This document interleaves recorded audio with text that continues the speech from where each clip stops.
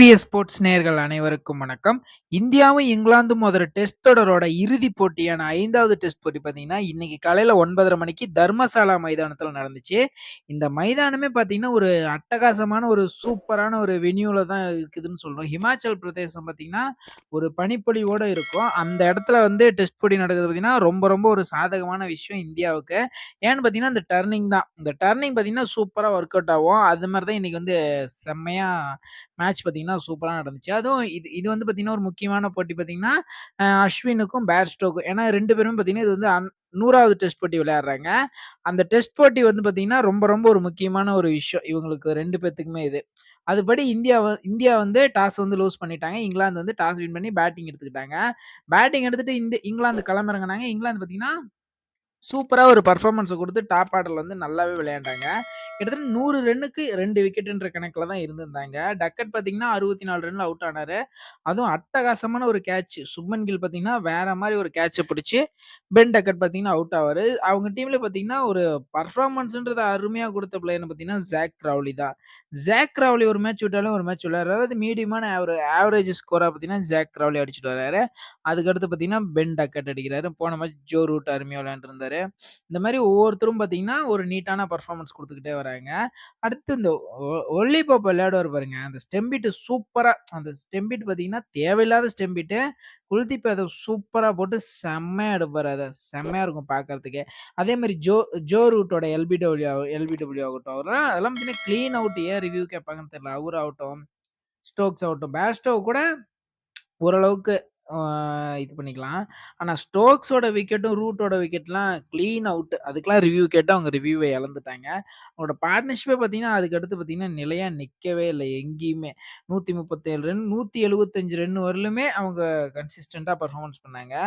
அடுத்து 218 100 218 ரன்னுக்கு all out ஆனாங்க. 175 ரன்னுக்கு 3 விக்கெட் விழுந்துச்சு. அதாவது 4வது விக்கெட், 5வது விக்கெட், 6வது விக்கெட்ன்னு. அடுத்து 183க்கு 2 விக்கெட் வந்துச்சு. 7வது விக்கெட், 8வது விக்கெட்ன்னு. அதுக்கடுத்து பார்த்தீங்கன்னா, 218 ரன்னுக்கு 10 விக்கெட்டுமே முடிஞ்சுச்சு அவங்களது.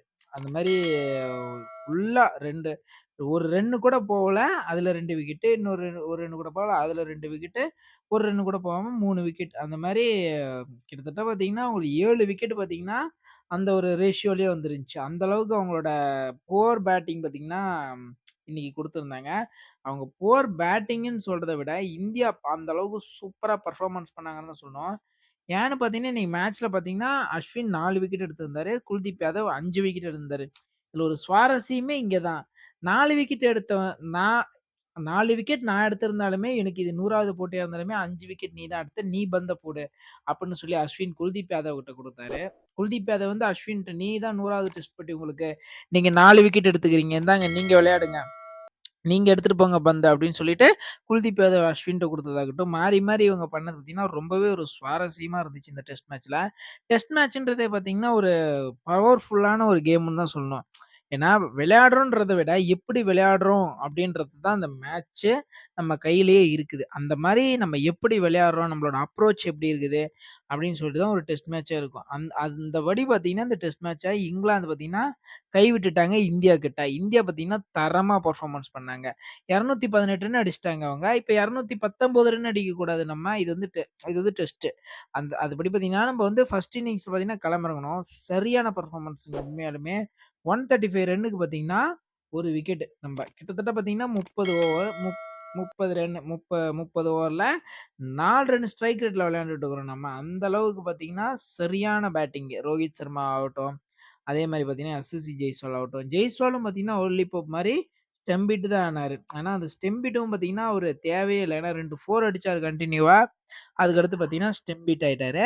அதுக்கடுத்து ரோஹித் சர்மா அருமையான பெர்ஃபார்மன்ஸ் குடுத்துட்டு இருக்கிறாரு. சுப்மன் கில் கூட சூப்பரா பார்ட்னர்ஷிப் குடுக்குறாங்க. அவங்களோட பார்ட்னர்ஷிப் நல்லாவே ஒர்க் ஆனுச்சு. ரோஹித் சர்மாவும் எஸ்எஸ்சி ஜெய்ஸ்வாலோட பார்ட்னர்ஷிப் 100 ரன் பார்ட்னர்ஷிப்பு. அதுக்கடுத்து பார்த்தீங்கன்னா, இப்ப சுப்மன் கில் வந்து விளையாண்டுட்டு இருக்காரு. அவரோட பார்ட்னர்ஷிப் பார்த்தீங்கன்னா 30 ரன்னு. நாளைக்கு பார்த்தீங்கன்னா, ரோஹித் சர்மாவும், சுப்மன் கில்லும் அவங்க ஆரம்பிப்பாங்க. எந்த அளவுக்கு அவங்களோட பெர்ஃபார்மன்ஸ் இருக்குன்னு சொல்லிட்டு நாளைக்கு பார்க்கலாம். கண்டிப்பா 2 பேத்துல யாராவது ஒருத்தர் சதம் அடிச்சாங்கன்னா, இந்தியாவோட ஸ்கோர் பார்த்தீங்கன்னா டாப்புக்கு போகும். பார்க்கலாம் என்ன நடக்குதுன்னு சொல்லிட்டு பார்க்கலாம். நாளைக்கு மேட்ச்ல பார்த்தா தான் எனக்குமே தெரியும். இதோட இந்த வீடியோவ நான் முடிச்சுக்கிறேன். இந்த வீடியோ உங்களுக்கு புடிச்சிருந்துச்சுன்னா, லைக் பண்ணுங்க, கமெண்ட் பண்ணுங்க, ஷேர் பண்ணுங்க, சப்ஸ்கிரைப் பண்ணுங்க.